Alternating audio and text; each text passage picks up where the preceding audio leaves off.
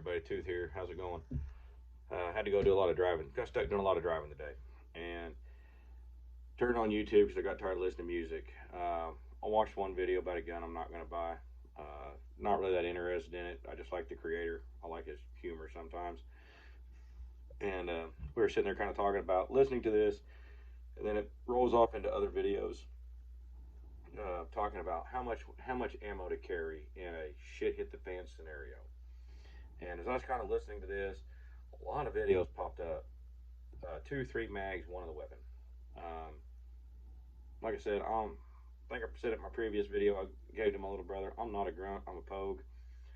I've been deployed to Afghanistan twice. I did 18 months as a contractor, and I got stuck in Kuwait where I was supposed to rotate to Iraq to support a HIMARS mission. But I will say, on my second deployment to Afghanistan, um, they took the entire FSC and double O Foxtrot this. So we got stuck doing grunt stuff the entire time we were there. ECP operations, which is generally where you take pogues and double O Foxtrot, and that's where you put them. Got stuck doing personal security details, missions, or guardian angels, as I like to call them. At least when I was that last run, that's what they called them. Had to go do a few other patrols and stuff like that. Got stuck running around with the 11 Bravos and the 19 Deltas and all that stuff. And you 11 Bravos and 19 Deltas, you can go argue amongst yourselves about 19 Deltas are real grunt MOS or not. That's your old deal. I'll stay out of that one. But I know when we left out, our mission was a minimum of 6 magazines spare, one in the weapon. I don't think I mentioned it, but I did do 18 months as a contractor for the U.S. military. I worked 12 months with KBR Recovery, and I did 6 months with a security company. In the military, I have not been in a firefight. I will be honest about that. As a contractor with KBR and the other company, there was a few firefights we got into.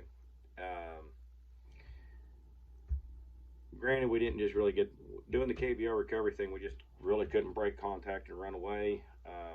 Like I was driving a wrecker, fixing trucks on the side of the road. Anybody that knows anything that's deployed, anything in a combat zone, certain things you just can't leave on the side of the road. F&A convoys, especially food and ammo, those have to get delivered no matter what. And we did have one of those break down, and anybody knows when you break down on that deal, it may not be exactly jihadist or Taliban or anything like that. It just may be someone trying to steal a truck or a group of guys trying to steal a truck.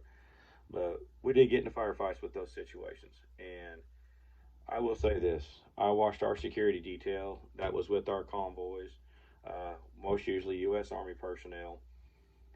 They having the standard combat loads on their it'd been the IBAS back then, and so that would have been 6 magazines. They would double stack them because that's how that system was set up, and one in the weapon.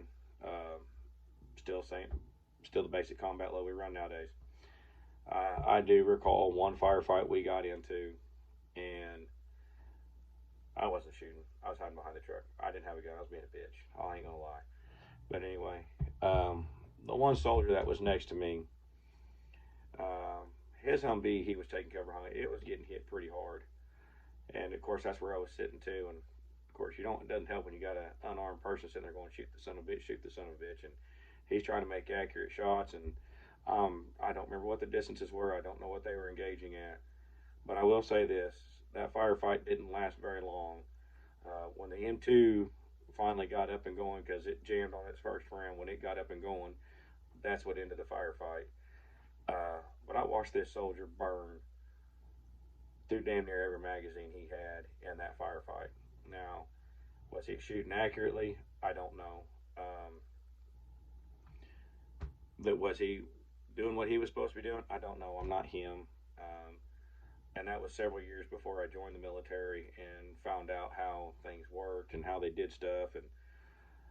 But I can tell you this much: when I went and worked for the other company, a security company, as a mechanic slash driver again, I did have to go through kind of a basic phase when I went through that company, since I wasn't prior military.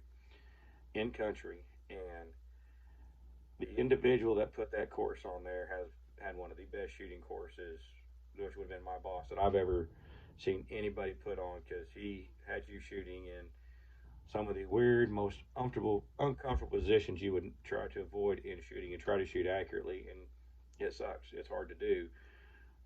But you're supposed to keep, if you're in that position, your job is to keep them suppressed so your buddy can get into a better position, is basically how it was put to me. So you're burning through ammo quite a bit. And I don't know how fast you can pull that trigger, but every time that finger moves, that's a round. And if you got the right gun, you just hold back and you go through it a lot faster.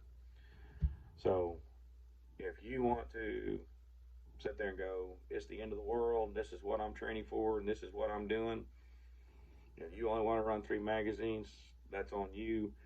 Uh, if it was me, I was training for an end of the world scenario, which I hope never comes. I've seen my fair share of what wars do to countries and what gets left behind. I don't want to see it here in the States or anything like that. Um, I would want to be carrying a lot more than 3 to 4 magazines. Uh, just through training I do with the military when we do our up down goes and stuff like that. Uh, you get the guy that's sitting there and he's going, "Hey, 1 round every 5 seconds." I want to tell you right now, that's out the window. You're getting shot at. You're not counting seconds. You're just shooting. You're throwing lead down range. I mean, you do you, man. But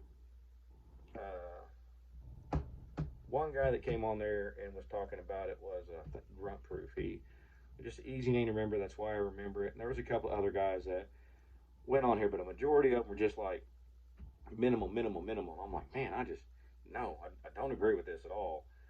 And I told my little brother I would help him with this, and sometimes he asked things about when I was contracting or in the military and stuff like that.